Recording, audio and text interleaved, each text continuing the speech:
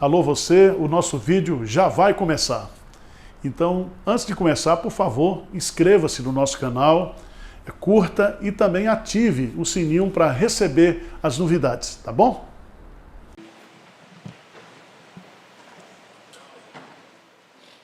Bom dia, meus irmãos. Feliz ano novo para quem eu não vi aqui no dia 31. É um privilégio. Nós meditamos aqui sobre Esdras, pedindo a Deus uma jornada feliz para nós, para os nossos filhos e por aquilo que Deus nos deu. Amém? E esse ano nós vamos ter aqui umas coisas internacionais, celestiais aí, experiência com esse Deus incomparável.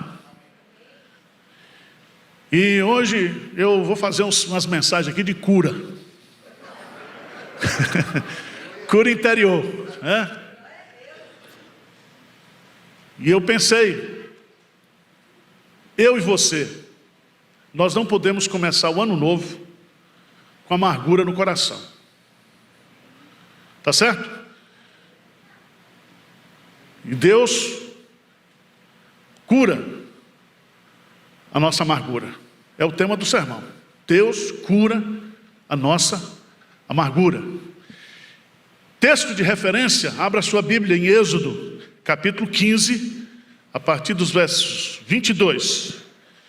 Depois daquilo que simbolizou o Calvário do Mar Vermelho para a igreja do Antigo Testamento, a primeira experiência que Deus leva o povo a ter é para tratar da amargura que existia no coração do povo. É uma narrativa e nós vamos, à luz desse texto, mostrar para vocês que o nosso Deus é o Deus que nos cura de toda e qualquer amargura. Êxodo capítulo 15, fez Moisés partir a Israel do Mar Vermelho e saíram para o deserto de Sur. Caminharam 3 dias no deserto e não acharam água.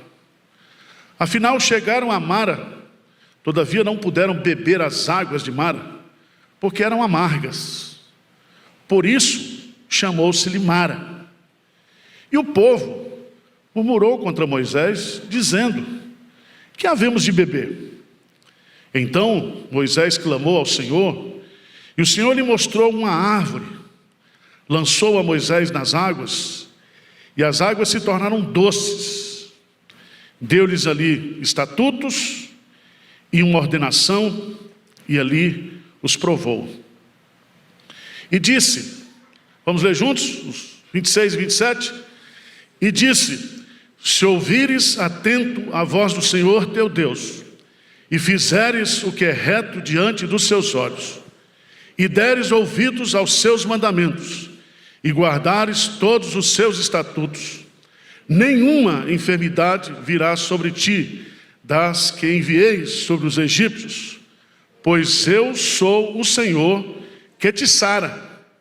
Então chegaram a Elim, onde havia 12 fontes de água, 70 palmeiras, e se acamparam junto das águas. Meus amados irmãos, todos nós passamos por situações, e essas situações são sementes que, lançadas no nosso coração, podem gerar uma raiz de amargura. E lá em Hebreus capítulo 12 diz que a amargura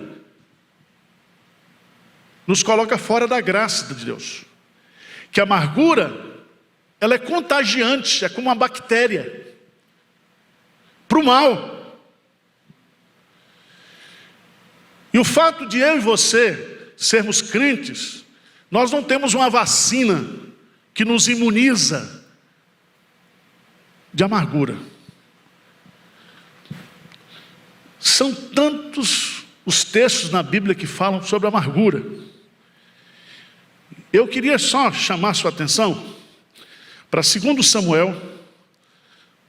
Abre lá, por favor. Só 2 Samuel, capítulo 22. Nós vamos pegar o exemplo de Davi, um homem segundo o coração de Deus, mas que viveu um problema de perseguição na sua vida. E aquilo gerou no coração dele uma grande amargura.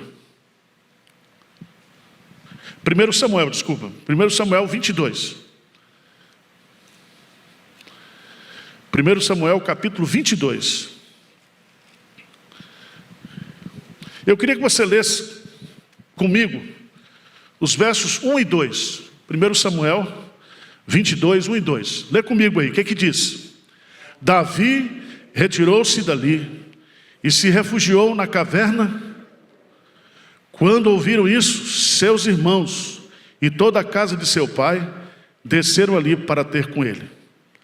Ajuntaram-se a eles todos os homens que se achavam em aperto, todo homem endividado e todos os amargurados de espírito. E ele se fez chefe deles, e eram com eles uns 400 homens. Veja que exército maravilhoso. 400 homens que estão em aperto, que estão endividados e que estão o quê? Amargurados de espírito. Então, se você quebrou esse ano passado e está amargurado, hoje tem cura para você aqui. Se você está apertado, se você está angustiado. E é tão interessante que Davi se tornou o quê? O chefe. Então era o amargurado dos amargurados, né? Há tanta coisa na Bíblia, diz que Isaac e Rebeca tiveram amargura de espírito. Sabe por quê? Porque Esaú fez um casamento que desagradou a eles. Foi um casamento para afrontá-los. Eu imagino quantas amarguras existem hoje das famílias, dentro de casa, em relacionamento conjugal, em relacionamento de filho com pai, pai com filho. A pessoa, seu Mar, você das suas 3 filhas, uma filha sua casa com traste. Isso traz o quê? Amargura. Ana, ela tinha amargura de alma porque ela não conseguia conceber. E ela vai lá para o templo orar, e ela disse que estava com amargura de alma, porque Deus estava privando ela. Nós temos o caso de Noemi, que se chama Bela, e que saiu de Belém e foi para Moabe, e ali ela perdeu o seu esposo, os seus 2 filhos. E ela volta então para Belém, e quando ela chega em Belém, ela diz: não me chama mais de Noemi, me chame de Mara, porque eu sou uma mulher amargurada de espírito. Preste atenção, nós não podemos ser abençoados por Deus nesse ano, nós não podemos ter uma jornada com esse Deus incomparável, se nós não tratarmos o nosso coração nesses primeiros dias. À luz do texto, eu quero chamar a sua atenção para 4 pontos importantes aqui desse texto. Primeiro, experimentando amarguras. Veja aí no texto de Êxodo capítulo 15, que fez Moisés partir a Israel do Mar Vermelho. Veja bem, ato imediato, a saída do Egito. Eles dançaram e cantaram, capítulo 15, na primeira parte. E a primeira experiência que eles têm é uma experiência de amargura. E diz o texto que eles chegaram a Mara, depois de marchar 3 dias no deserto. E a água, quando ela foi provada, ela não servia para ser bebida. Eram águas o quê? Amargas. Aqui nós temos 3 lições muito importantes. Primeiro, foi Deus quem conduziu o seu povo para aquele lugar. Porque Moisés, ele seguia a orientação de Deus. E foi Deus que tirou o povo do Egito. E era Deus que vai conduzir o povo no deserto através da coluna de fogo e da nuvem. E aqui eu quero que você entenda o seguinte, que as amarguras que eu e você, nós enfrentamos na vida, elas fazem parte do projeto de Deus, do plano de Deus para o nosso crescimento, para o nosso amadurecimento. Tá certo? Veja lá em Ruth capítulo 1, verso 20 e 21, A Noemi, ela declara assim, Rute 1, 20 e 21, ela diz assim: porém ela lhes dizia, não me chameis Noemi, chamai-me Mara, porque grande amargura me tem dado Todo-Poderoso. Ditosa eu parti, porém o Senhor me fez voltar pobre. Por que, pois, me chamarias Noemi, visto que o Senhor se manifestou contra mim, e o Todo-Poderoso me tem o quê? Afligido. Então preste atenção. Se você perdeu um ente querido no ano passado, e você está amargurado, culpando Deus, pode ter certeza que ninguém parte dessa vida se não for da vontade de Deus. Eu não sei o que você pensa, mas a Bíblia diz que todas as coisas cooperam para o bem daqueles que amam a Deus.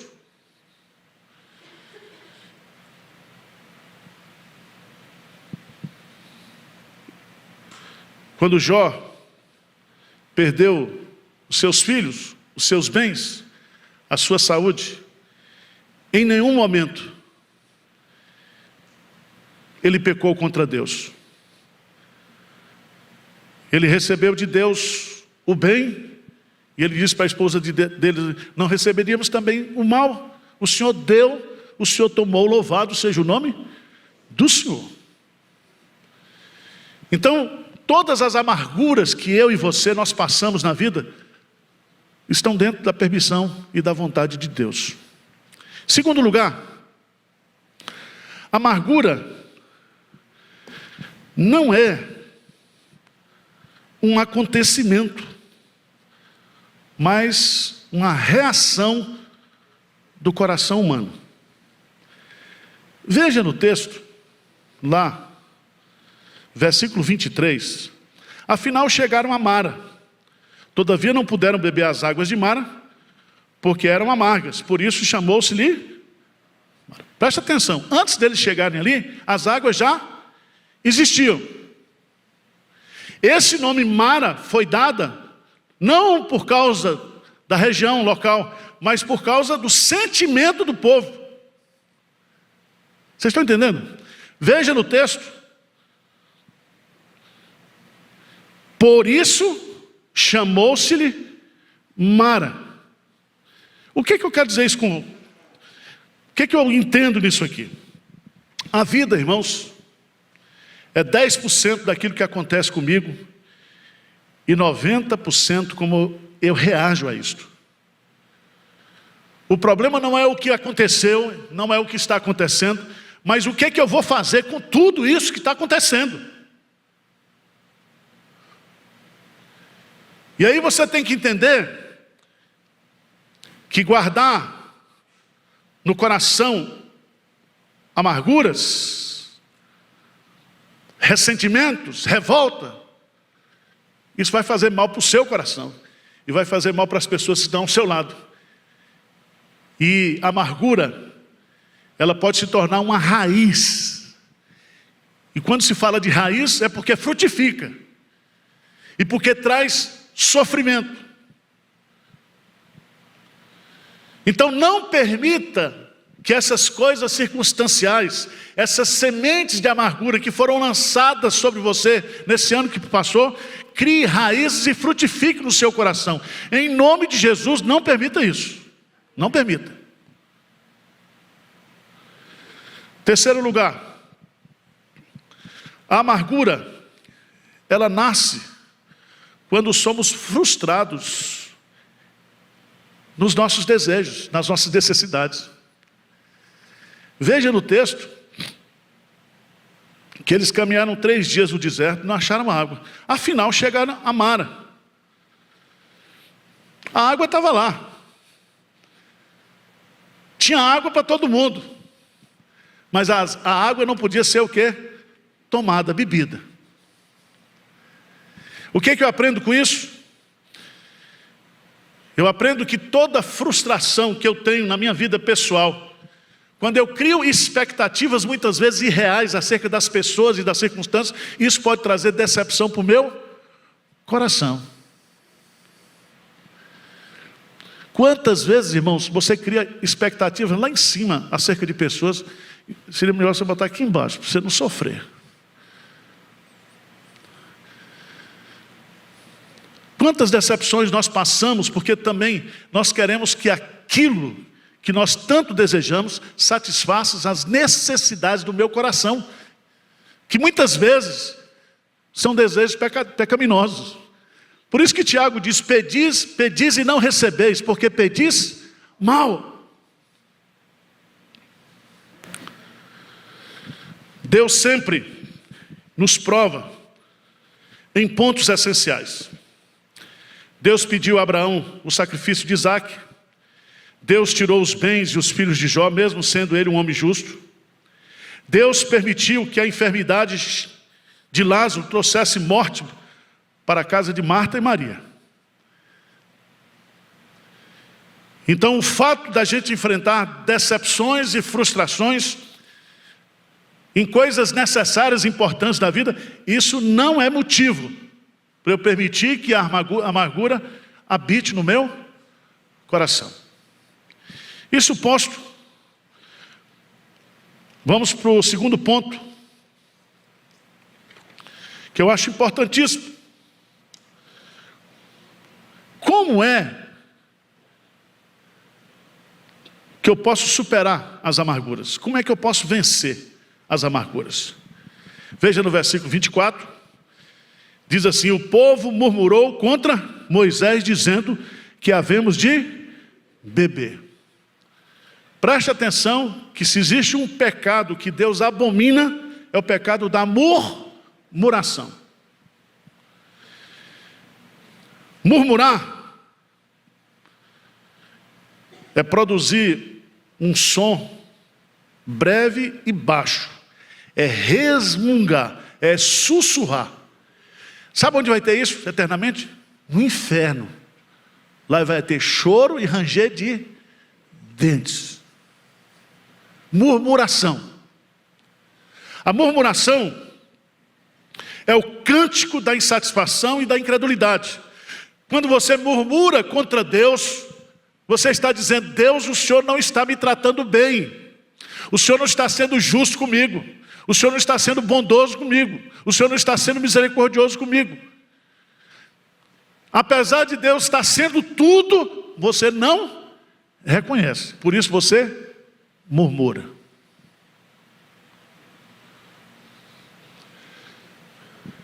Deus, Ele abomina a murmuração. Quando um cristão murmura, fala mal de Deus e questiona o seu amor.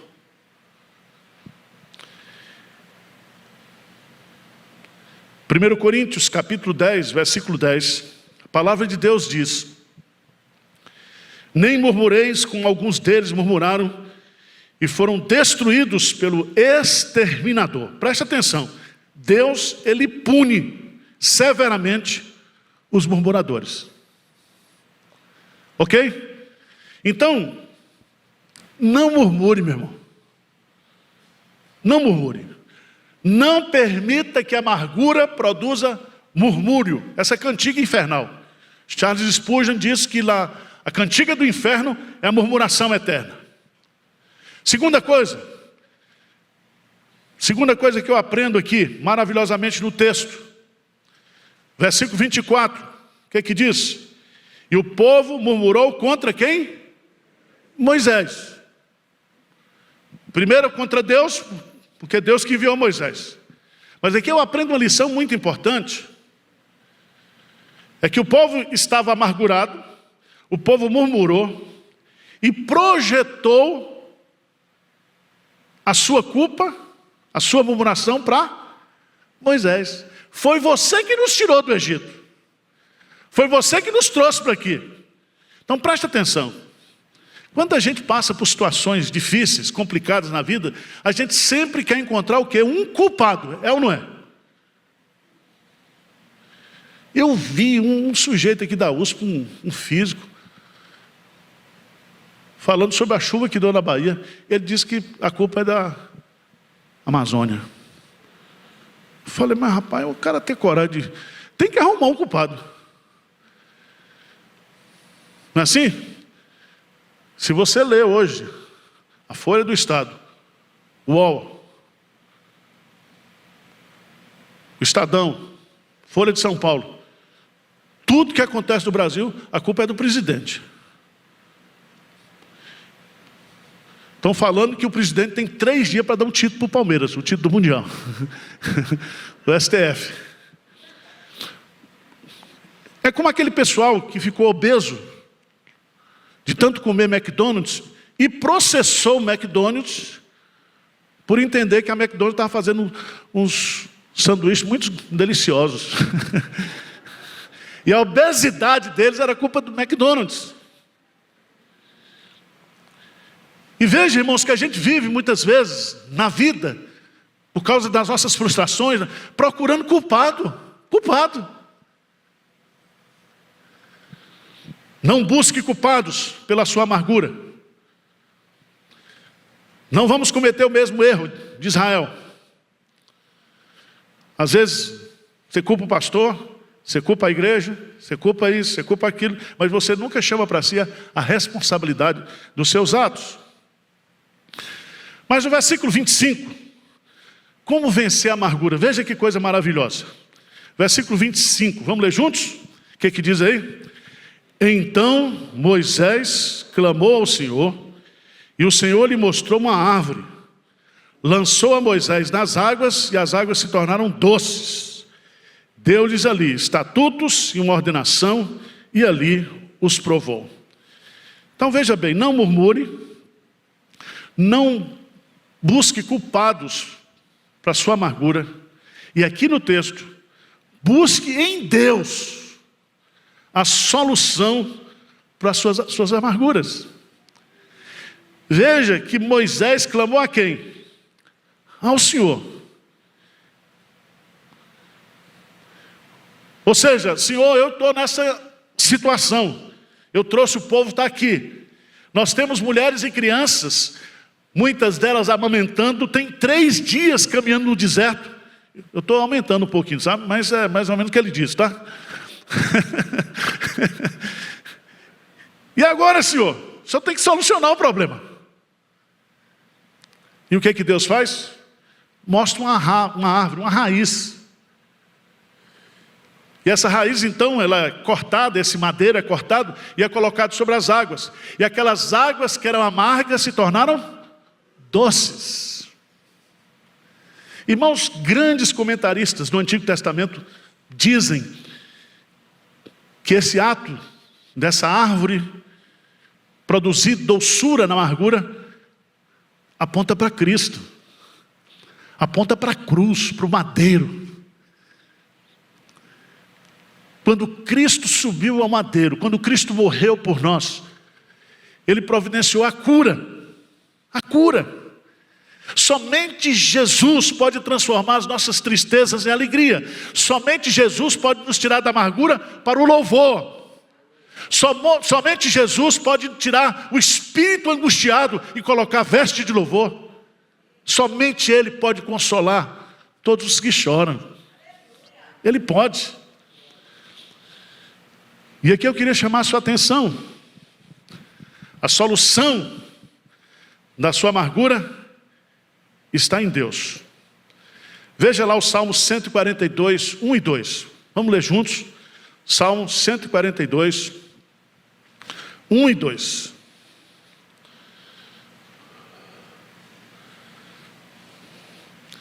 O que diz a palavra de Deus? Salmo 142, 1 e 2. Vamos lá? Ao Senhor ergo a minha voz e clamo. Com a minha voz suplico ao Senhor. Derramo perante Ele a minha queixa. A sua presença exponho a minha tribulação. Derramar aqui é um ato das emoções, dos sentimentos. Mas quando ele diz eu expunho, o verbo expor no hebraico é apresentar de forma lógica o que ele estava sentindo, o que ele estava passando, qual era a sua necessidade. Então se você quer ser curado de toda amargura, Derrame o seu coração na presença de Deus. Exponha para Deus toda a sua tribulação, toda a sua angústia, tudo aquilo, porque Deus já sabe, Ele conhece você. Ele conhece você.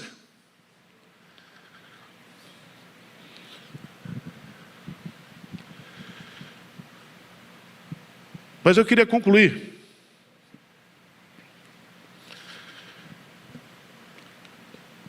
em terceiro lugar, apresentando 3 lições que Mara nos ensina. Quando Deus nos leva para experiências amargas nessa vida, pode ter certeza que elas são necessárias para nós. Segundo, que nós podemos buscar em Deus a cura. Ele cura a gente, Ele sara.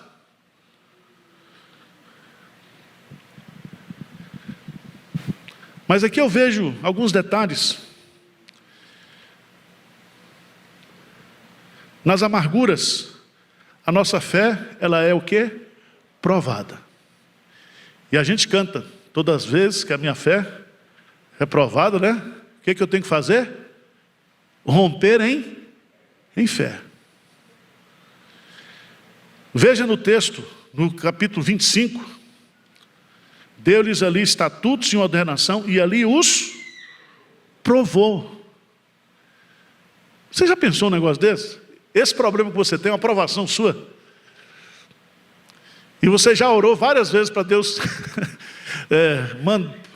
mandar essa aprovação para o outro lado da vida, e Ele não foi. Está aí. Vocês não sentem isso, só eu aqui. Vocês são tudo anjo.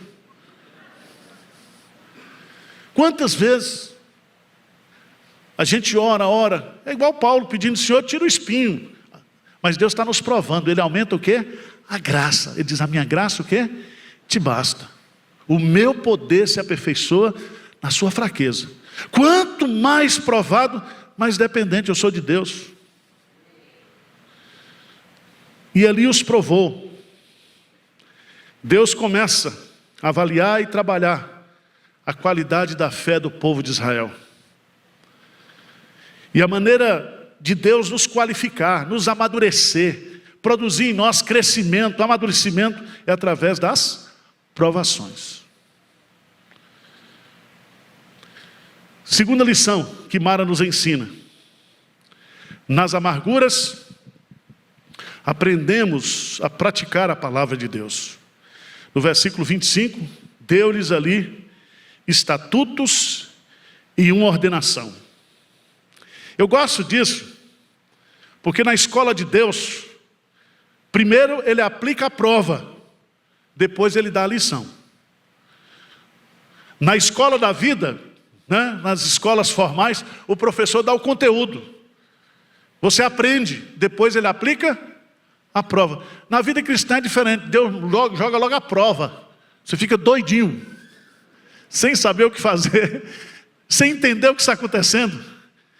Aí depois Ele vai lá, Ele está com você na prova, na amargura, e Ele cura você, Ele sara você e diz, eu queria ensinar isso para você. Eu estou lhe ensinando isso. Mas o que eu acho fantástico nesse texto é o versículo 26, irmãos. E disse, se ouvires atento a voz do Senhor teu Deus, e fizeres o que é reto diante dos seus olhos, e deres ouvidos aos seus mandamentos, e guardarem todos os seus estatutos, nenhuma enfermidade virá sobre ti, das que enviei sobre os egípcios. Aí Deus vai revelar o nome dele. O que Ele diz aí? Pois eu sou o Senhor que te sara. Jeová Rafa. Eu sou o Deus que te cura, te sara. Então pode vir amarguras, podemos passar por grandes provações, por grandes tribulações, mas eu não vou permitir que isso crie amargura no meu coração, porque Deus me cura, Ele me sara, Ele me sara.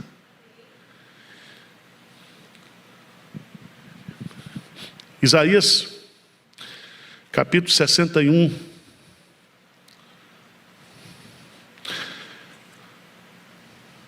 versos 1 e 2. Vamos ler juntos? Jesus Cristo, ele diz assim: o Espírito do Senhor Deus está sobre mim, porque o Senhor me ungiu para pregar boas novas aos quebrantados, enviou-me a curar os quebrantados de coração, e a proclamar libertação aos cativos, e pôr em liberdade os algemados, e a pregoar o ano aceitável do Senhor, e o dia da vingança do nosso Deus, a consolar todos os que choram. Como é que Jesus faz isso? Sabe como é que ele fez isso? E faz isso? Isaías capítulo 53 diz que ele levou sobre si todas as nossas dores, todas as nossas transgressões, todos os nossos pecados,